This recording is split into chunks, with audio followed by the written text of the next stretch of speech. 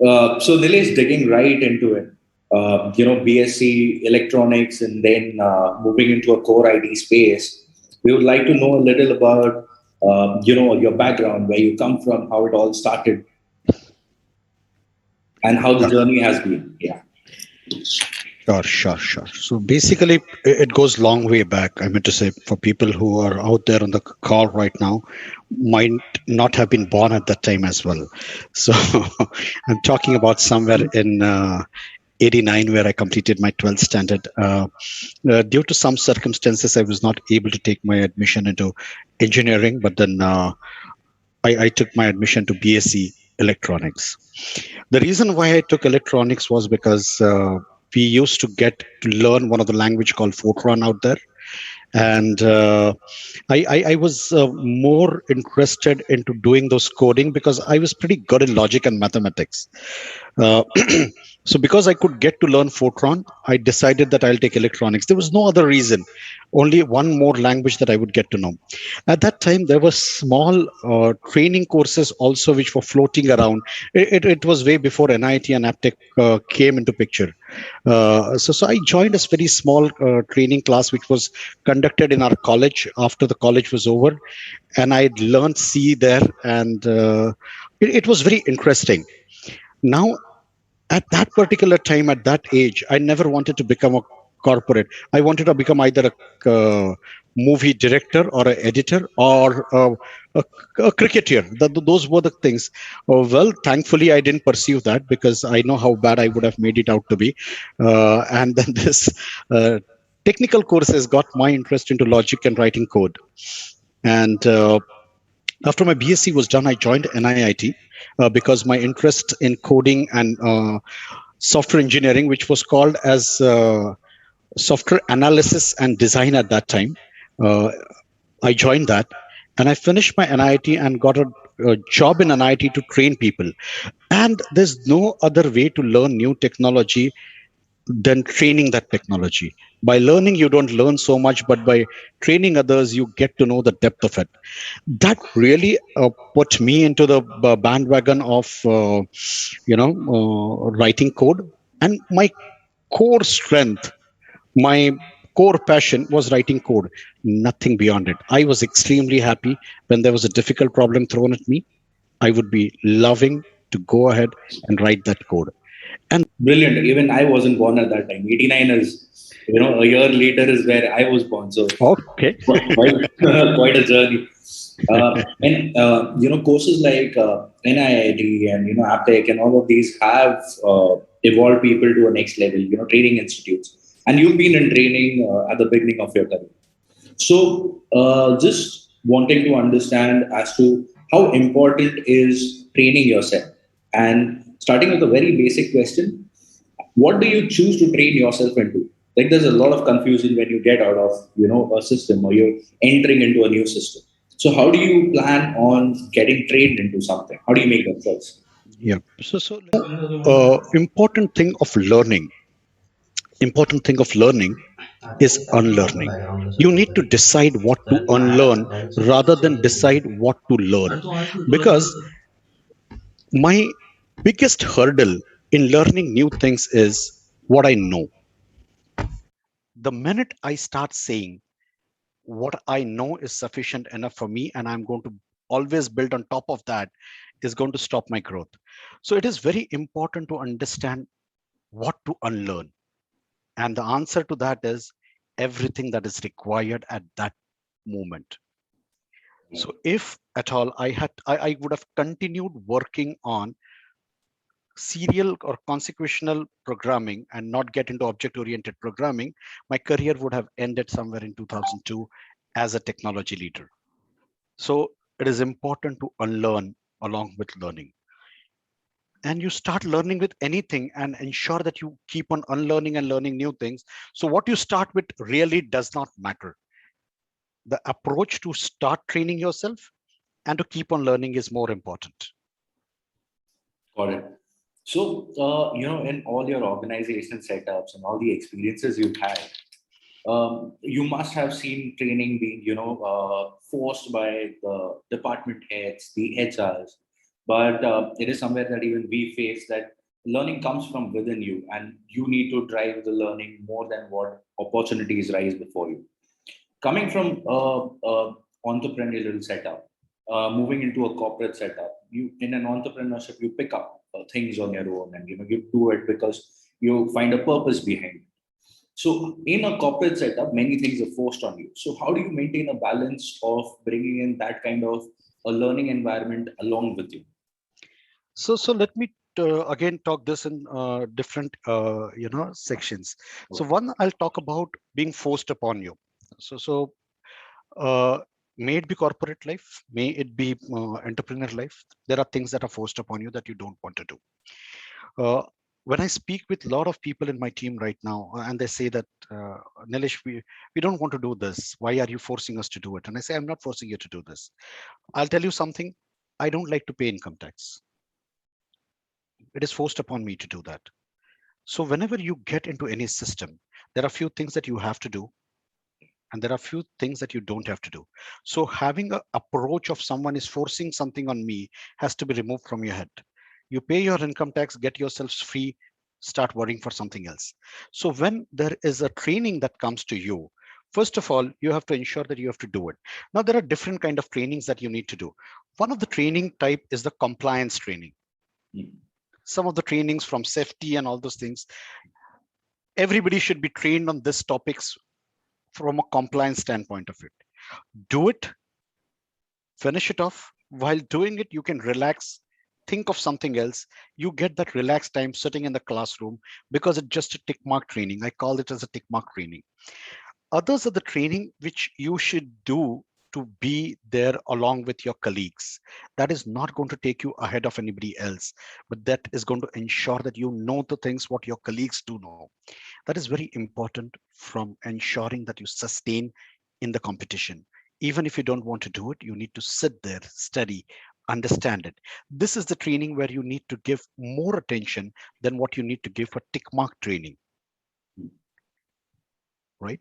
And then the third training is the training that differentiates between you and the others. This is the training which you should be forcing your organization to give it to you and ensure that you get it before anybody else gets it in the organization. So you really need to identify and understand training yourself is sharpening the swords for the war that you are going to get into. And if you don't do that, the blunt swords are not going to ensure victory for you. So training is important.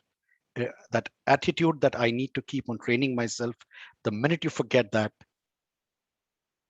you are into your retirement mode. Got it.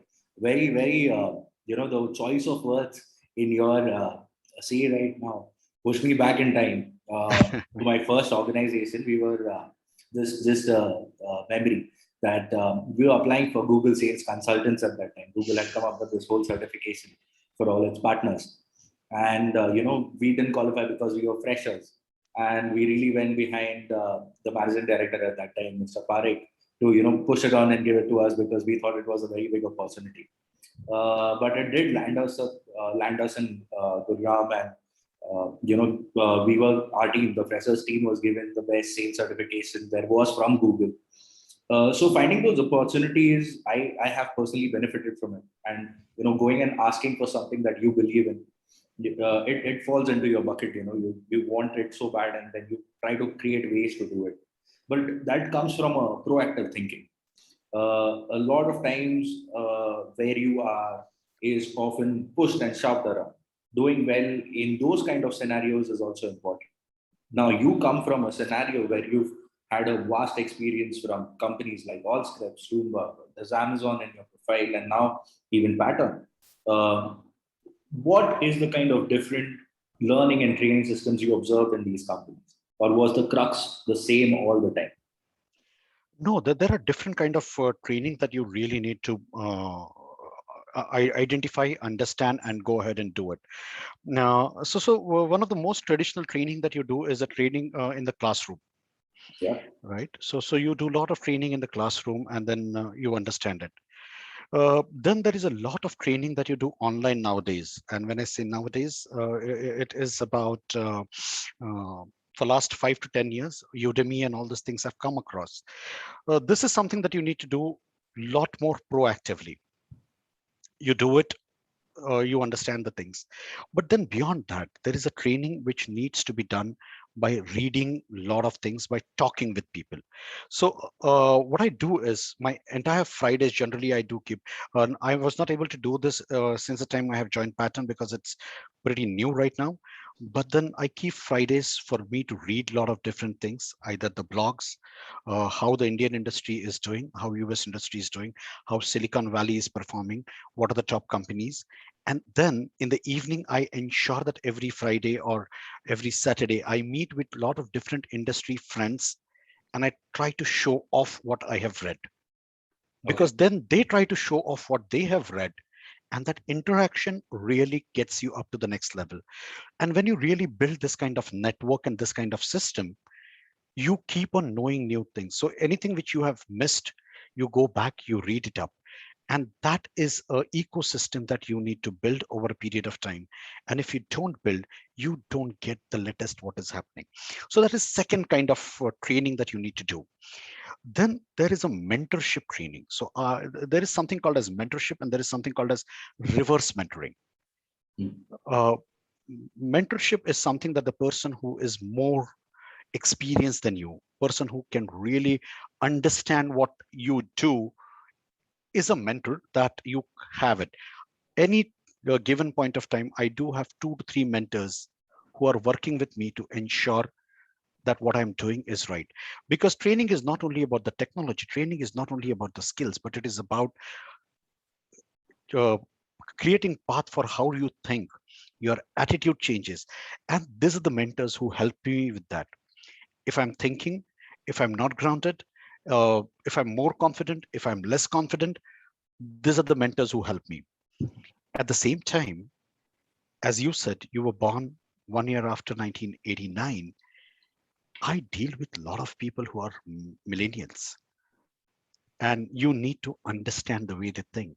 And for that, I certainly do have 2 to 3 reverse mentors. What do I mean by reverse mentors? People who are pretty young, whose age is less than age of your experience. You need to learn from them. You need to talk with them. You need to identify how they think. Because if I don't keep these two different areas of learning, then I keep on telling that today's generation doesn't know this, doesn't know that. That is not true. Every generation that comes after you is much more smarter, much more clearer than what you were, because there is a natural evolution of thought process generation after generation. So you would not be able to sustain yourself if you don't keep that reverse mentoring in place. And this is something which I have learned from different organizations. Reverse mentoring was the concept that I learned when I was in Microsoft. The ecosystem that I built was there when I was in Allscripts. So that is how the learning keeps on going. Perfect. Sounds good. And talking about pattern, as far as the marketing goes, I think it plans to take on Amazon. Again, a big task for you. How do you handle a situation like this? How do you take up on the risk of building up a new team and setting it out there that we are going to compete against the biggest company right now in the world? So let me course correct this question. So basically, Amazon is our partner, not our Okay. competitor. So basically, what we do is, so when we talk about e-commerce is can be divided into major different areas. One is the marketplace. So Amazon, Alibaba, all of this are the marketplaces for e-commerce. Okay. Pattern pitches itself as an accelerator for e-commerce. How do I put this across? Let's assume that you have got a product, let's say this cup. You are the producer of this cup, and by default, if you get onto the e-commerce market, you put this on Amazon, you can still go ahead and do that. And you are able to sell, let's say, 100 cups in a year. If you reach out to Pattern would help you to optimize your sale, do the right pricing, get into the technology by data scrapping, doing the predictive analysis, putting the AI and ML things out there, and letting you know This should be the price. This is the advertising budget. This is how you should picturize it. You should keep this on Amazon. You should keep this on eBay. You should keep this on Alibaba. These are the partners that you should work it out with. This is how your warehouse solution should be, and ensure that you sell at least 10,000 of these cups in a year. So Amazon is going to be our successful vehicle. Got In in business, always do partnership rather than competition. it. True. I stand corrected on that. A lot of No, no social issues. social media content, I thought, you give out layouts of how Amazon is doing a certain kind of business and how there are things in the market. And that is why I draw my conclusion from there. No, no, no issues at all, Stephen. Having said that, Amazon, and there are a lot of cases against e-commerce where they say that they have a preferati, they have preference towards some of their partner vendors. So, pattern being in the field, what do you think of this particular concept that is there? So basically, I'm not the right person to answer this. So no, nobody should quote me on that. This is a very personalized view, and this is not a pattern view. Amazon is out there to do business. Yeah, I don't think so. Jeff Bezos is connected with any of the people where they, are taking sides of certain vendors. Whosoever gives them bigger business, they get are on their side. So if you give them good business, they would be yours. But then isn't that a kind of thing which is there with every businessman? Yeah, 100%. That is something that we as marketers even say that the search engine today is very biased to a lot of extent because it shows you things that you wouldn't actually want to see. The recommendation engines are something that is not up to the mark to where we think it should be. So yeah, got it. The business model overtakes what should be in the market, the social justice. Absolutely. And then I might buy up to your point of that are our search engine optimization tools to that best level? No, they might not be.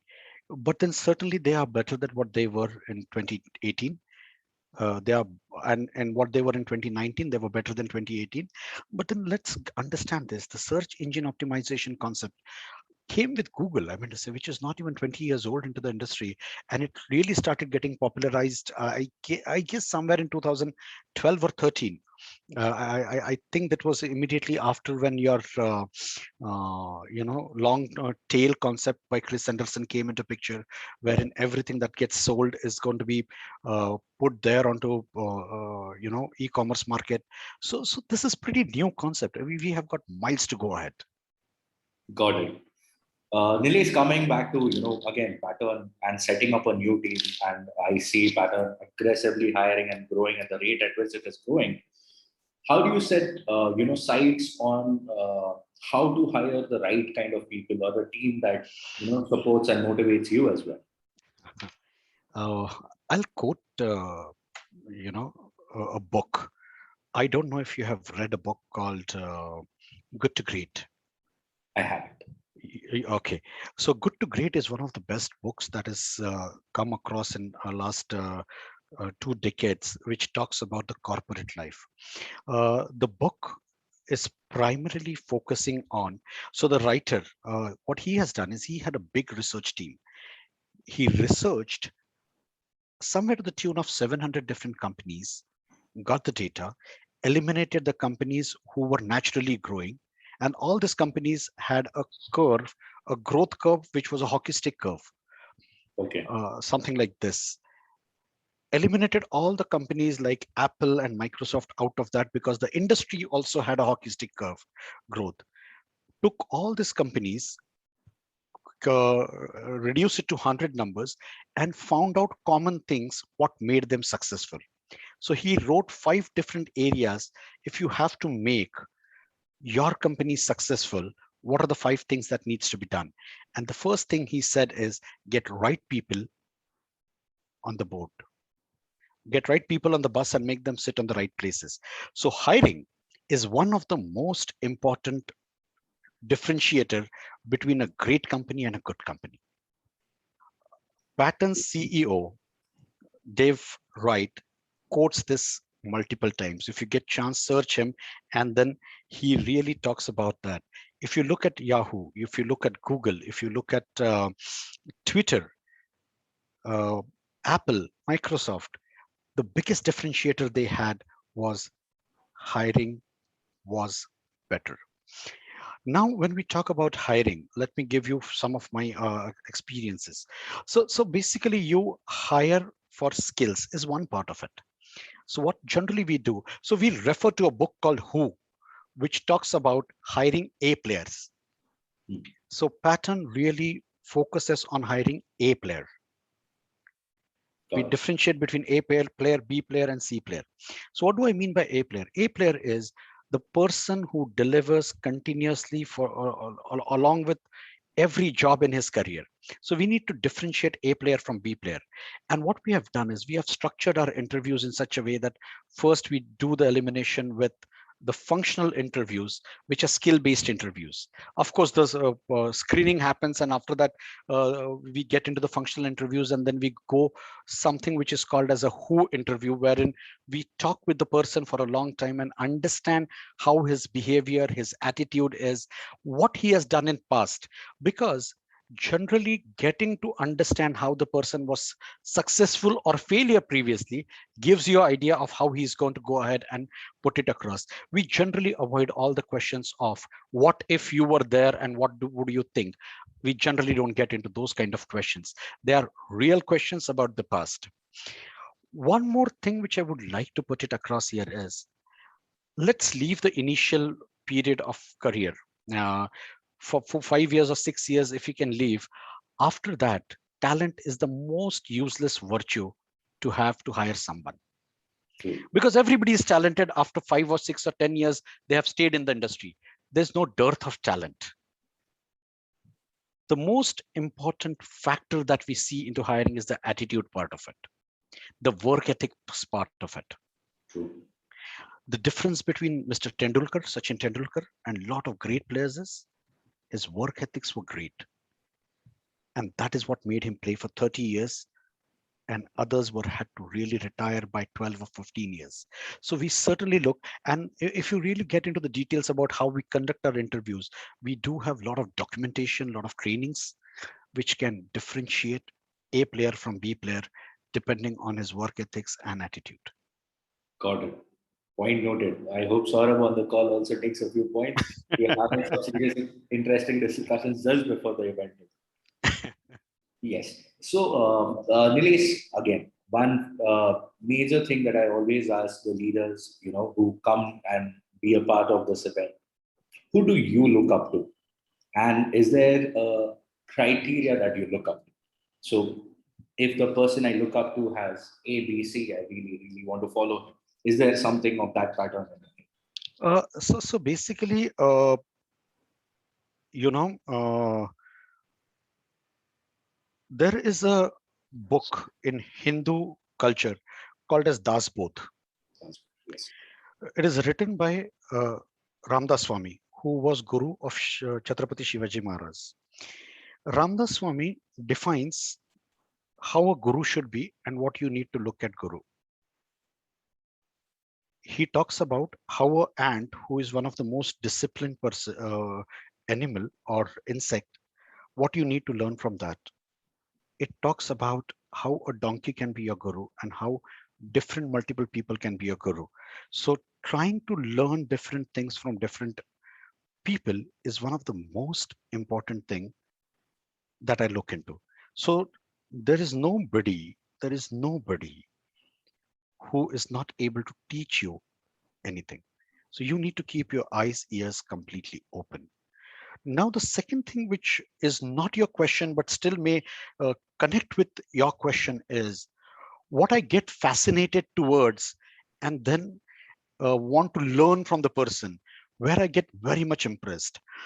One of the most important aspect that I look for a person is his failure, because ability for a person to fail and come back again is more important than ability to continuously be successful. So if I see a person has failed and he has jumped back again and has made it again, That is something which impresses me more, and I would like to learn from that person. In fact, if you want to go and join a special force of Australian Army, they don't hire you. They don't hire you if there is no failure on your CV, because they say, if you don't know how to come back from failure, what would you do if the failure comes to you? So people who have failed and come back, I really get very impressed with them. Got it. In Dasport, the what I admire the most is the difference between Bhakti Marg and Jnana Marg, Yeah, yeah, absolutely. and the way it lays down, how you can get a liberation in life. But again, every time I revisit it, it's a new perception and it's a It's new. always a new perception. The rendition of Das Bodh depends on your thought process at that point of moment. So yes, it's absolutely interesting. In fact, let me give you one of the not a story but kind of a thing. So when I used to work for Schlumberger, and the location was pretty good, I mean to say. On one side we had central jail, another side it was mental hospital, and the third road exactly in front of it used to go to Alandi, which was Bhakti Marga. So you could decide where to go depending on the level of frustrations you had throughout the day. Vishrantwadi Road. Vishrantwadi Road, that's correct. Brilliant. So, nice observation. I've been across that road for so many times. Dilesh, it's been amazing talking to you about this, and I can go on and on. But one final thing I really, really want to ask you before I put it across to the team for their questions is that what is the future according to you? Where do you see yourself? Where do you see pattern maybe? And where do you think our people can benefit out of? So they are from the same field that you are from. You're a leader in that field. So is there something you envision in the future that these guys can take their insights? Yep, absolutely. So basically, predicting future is the most fluid thing that you can do. Got So basically, I had built a kind of a theory for myself, which I called it as an elaboration theory.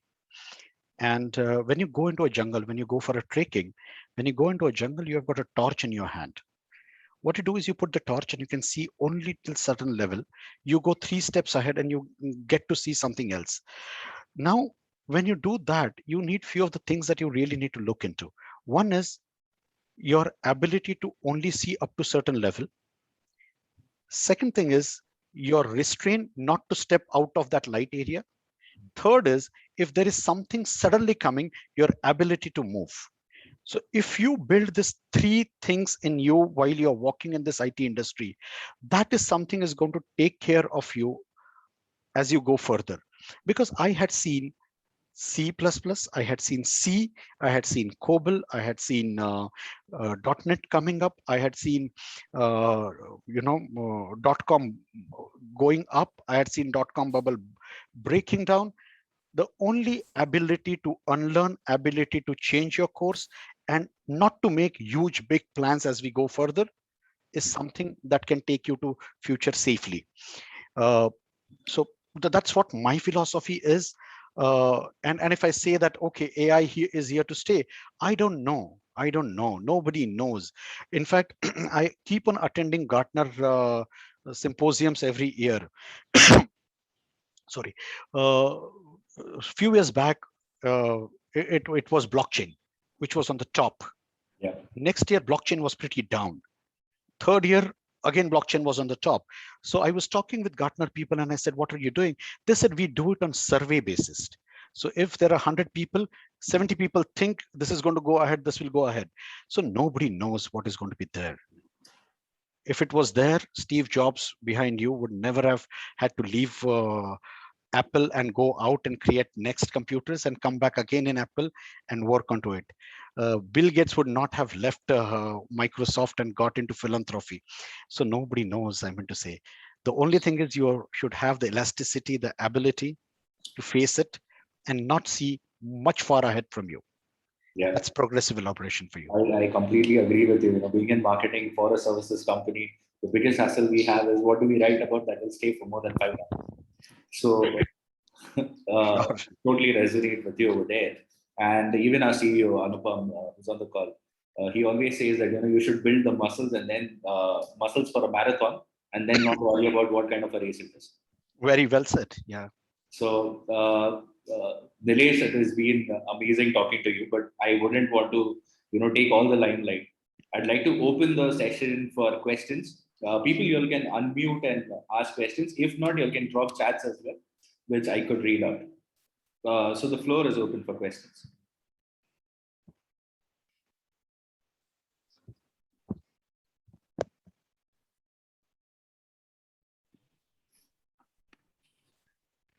So, hello, Nilesh. This is Nilesh.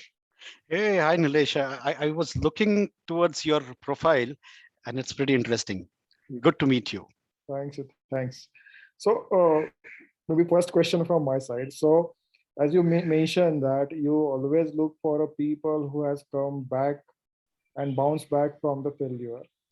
So, in your personal life, what you have learned from the failures? So basically, I was an entrepreneur myself and I had to close down my company. And I always keep on telling that my failures are bigger than my successes and I'm very proud to carry them. So one of the most important thing from failure that I learned is that that's not the end. Because every time you fail, you think it's over. Right.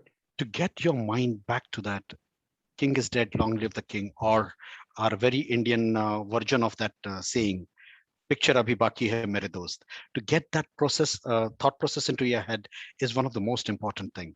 That's one thing. Second thing, which I always feel is that failure really makes you more stronger, builds more muscle for you, as Anupam says. And well, that is what my learning from all my failures are. And I have got always I put my failures on my arm and I wear them like medals. Got it. Definitely. Thanks for the question, Nilesh. Thank you. Hi Nilesh, this is Aniruddha here. I work on the marketing team. I had a question for you. As I was studying and going through Pattern's website before your session, and I have to say thank you so much for sharing your insights with us. I've been making notes, and it's been very very interesting. As you talk about entrepreneurship in a corporate setting, the first thing I find out about Pattern's process is it says we buy your inventory, and it That's stuck right. out for me, right? Yeah. So I wanted to ask you how when you're becoming that disruptive and you're trying to break the mold of doing things differently than they've been done before. Obviously, failure is a possible outcome, but how do you ensure it will become a success, at least from what's in your hands? Hey, hi, Aniruddha. Good, good. I'm happy that you asked the question. I liked your analogy of building a muscle for the marathon. So thanks for this question. So when I was giving interview for Pattern, I joined Pattern recently on 10th of June, and I met the chief revenue officer. And while we were talking, I said, you're the guy who gets in money. He says, no, I'm the guy who lets the money out, because every sell we give money, we don't make money. Mm. Now, basically, how do we ensure that when we put that money out, and that's a disruptive thought process, how do we ensure that we get that money back? Well, the product that we have, the confidence that we want to build into people is that we can sell and accelerate any kind of sell that happens. So our thought process of that we will buy your inventory demonstrates the confidence that we have in our product, our ability to sell them. And we are actually selling that confidence. We are not selling the product. We are not selling the acceleration. Somebody feels that we can really make a better sell. I think that is what it is, because we need to understand the emotion that we are selling rather than the product we are selling. Baiju is selling unsecurities. I mean to say, I'm unsecure about my child's growth. Let me buy Baiju's module, and my son or a daughter would understand it better. So everybody sells emotions, and confidence is something that we wanted to demonstrate by doing this. Fabulous. I really liked it. Thank you so much once again. Sure, no issues.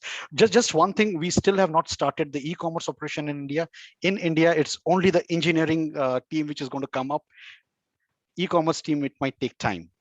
So Sure.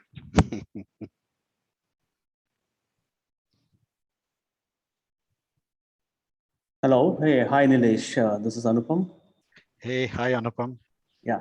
So I have a different question to you, maybe on the lines of something which I keep on thinking because luckily you brought up a topic on Byju's, and that is something very hot right now in India. In fact, the ed tech market.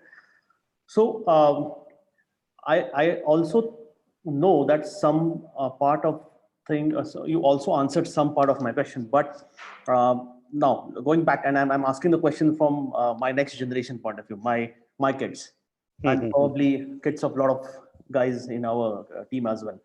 So when we want to now give them right kind of environment and opportunities, or we want to help them become better in terms of learning and growing.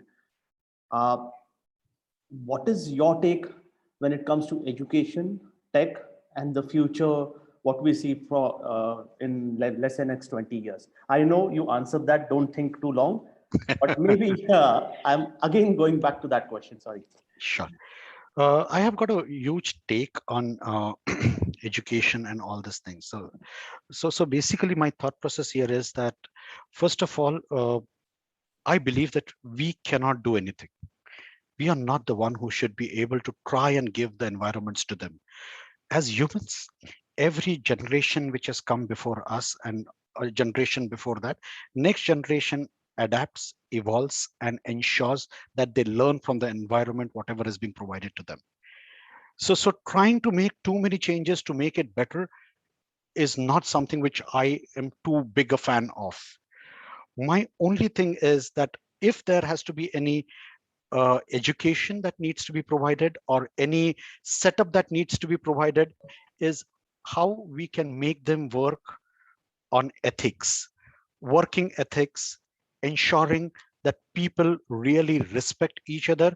That is more important. Why? Because everything that is there is short-lived. Any technology that comes is going to go. Of course, I'm not talking about Newton's law or any of the basic physics that needs to be done. You need to train them on how to learn and unlearn, and that is more important as compared to trying to tell them what is Python today or what is C++ today. If you tell them how to train themselves, I think you are in a better situation. And the most important thing, failure. We are pushing our people or our kids to be so successful. Fail nahi hona hai, kam marks nahi lane hai. I guess we are not giving them opportunity to try, fail. We are making everyone take the safe bet. Good marks in 10th, good marks in 12th, get into engineering, get into IIM, get a good job. We are telling them failure is a crime. And we are just creating people who are not interested to experiment, and we are spoiling that ecosystem. That's what I believe. And as an individual, if you start respecting the failures that our kids go through, I think they would be much better people as they go ahead. I hope. Thank you. No, that answers a lot of things. Yeah. One another quick question. I'm actually changing topic where Sure.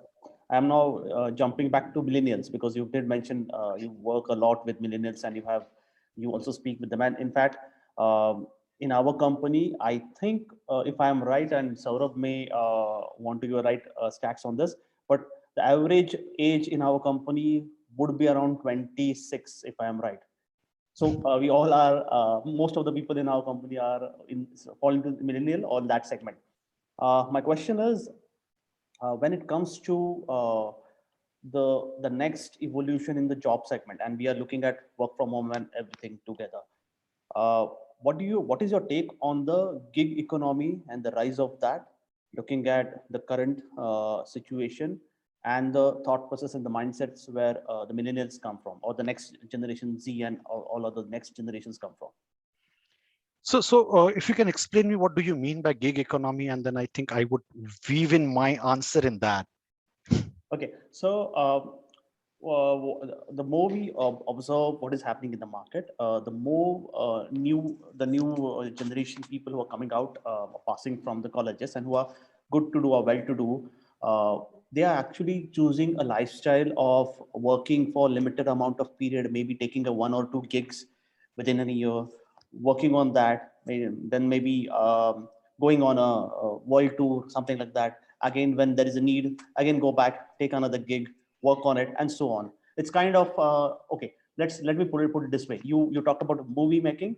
It's like making a movie. So all different expert SMEs come together, they make a movie, and again they go their own way to work Yep. on some other project. Absolutely. So to be very frank with you, Anupam, I think we all have been doing this. We were not accepting this. So let's say that I am on a job. I'm there for a year's time. I know which part of a job I am going to focus more on. And less part of a time, I'll go to the office, come back and not focus much. And you might remember this, I don't know, but I do remember telling my wife or my kids that for next 3 months, na, जास्ती त्रास देऊ नका मी focus पूर्ण कामावर करणार आहे. The only thing is I never had guts to tell this back to my bosses. These are the 3 months I'm going to focus more. These are the 3 months or 1 month I'm going to take off. New generations, they have guts to go ahead and tell. And I'll tell you why they have and why I didn't had. When I was growing up, my parents used to say, if you are not educated, you will not get a job. Getting a job or not getting a job, that insecurity was fed in me.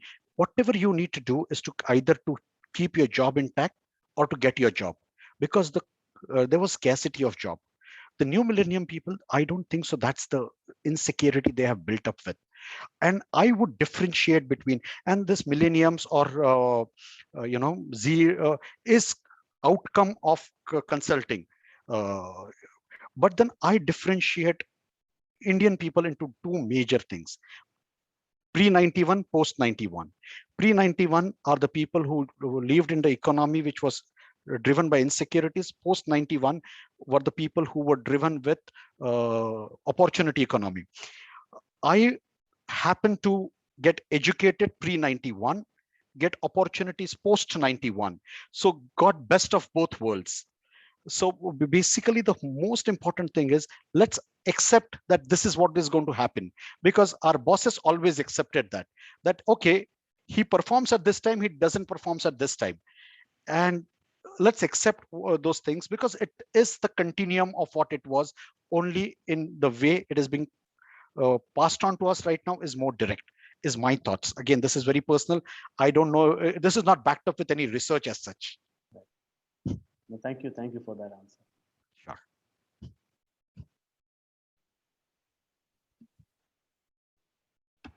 Hi Nilesh, this is Saurabh. Hey, hi would Saurav, you seem to be from HR side, right? Yes, right. Everybody's referring to you when it comes to people. Go ahead, please. That's our job, right? I mean, we are the Yes. front-facing role when it comes to the people, Sure. right? Shoot. So you mentioned about the entrepreneurial mindset, right, for the employees also. And I throughout my career, I've witnessed stakeholders love, right? So the two questions I would like to ask: are there any parameters while accepting a new team member to check whether he comes with the entrepreneurial mindset? Ownership is something which I have identified. Anything else, if you would like to tell me? And second, are there any methods that we can give a direction to the existing team members to develop this attitude? So ownership is what you called it out. Ownership is one of the biggest differentiator. But then when you say ownership, it has to come from both the sides, because when success comes in, the success needs to be shared. When failure comes in, it needs to be shared. So ownership is one part of it. The second thing, which is more important, is accountability. Accountability for a lot of different things. Generally, whenever a person comes into any new role, I would not say organization, in the new role, he sets the expectations with his manager. पहले वाले ने ये 4 चीजें खराब करके रखी थी. So don't blame me for that. I think that is not the right way to take it. I have to inherit whatever is there. Setting the expectation that I'm going to fix this up is different than setting up expectation that I am not responsible for this. So the person who really takes the accountability and inherits whatever has come to him or her is very important. And that can be differentiated by asking right questions from the previous jobs. So that is one thing. Second thing is, you need to provide the ecosystem for that thought process to flourish. It doesn't end at taking people and trying to take people who have got that mindset. And the third thing is, if you have got a bell curve, you can't take a entrepreneurial mindset into your organization. I'm sorry if you have it, but then any system which doesn't appreciate failure is not going to create entrepreneurs. Entrepreneurs are the people who take risk, and if there is a failure which is not going to be accepted, they will go for easy way out. They are smart people. They know when not to take the risk. So they would be more successful, but they will still not be able to give you most. So if you are not going to give them an ecosystem, don't push too hard to get people who are entrepreneurs in your organization. Just one more question on a similar lines. Sure, Like sure. you mentioned about the failures and probably high performance at one time, probably not that great performance on another time span here. So when we evaluate the performance, performance management system is what we say. So how do we measure what would be the lessons, or what could be the positive things out of certain failures? How do we measure that? So again, if you are into completely development, I would say the performance has to be measured for the team. Attitude has to be measured for individuals. If you try to do it in a reverse way, that's a problem. So is my team more successful or more failure? And how to do that? The way I used to deal in past, am I doing it in a better way or not, is something that we need to do. And then within the team, you check who are the people who contributed to that success or failure. So attitude of an individual, success and failure of a team is the biggest ingredient for checking the performance of overall system. There is a very good book called as Management 3.0. I don't remember the name of a writer. I'm following him on a lot of social media, but then it's a good thing to go through that book. It really gives you a good way to come up with a proper performance management system. But no performance management system is perfect. With progressive elaboration, you need to keep on improving it and get it adjusted to your system.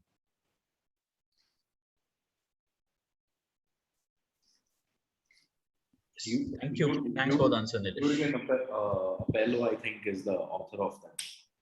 Who? Jürgen Appello. Yeah, absolutely. Jürgen Apollo, yeah. He also has created a organization called Happy Mind, or something with Happy. Yeah, so, developing agile leaders or something is the. Yes, absolutely right. Good. I'm happy that you have read that book, Stephen. Still on the process of reading it, sir. So. Oh, okay. They also have got a very good course. I don't know if they still conduct it in India or not.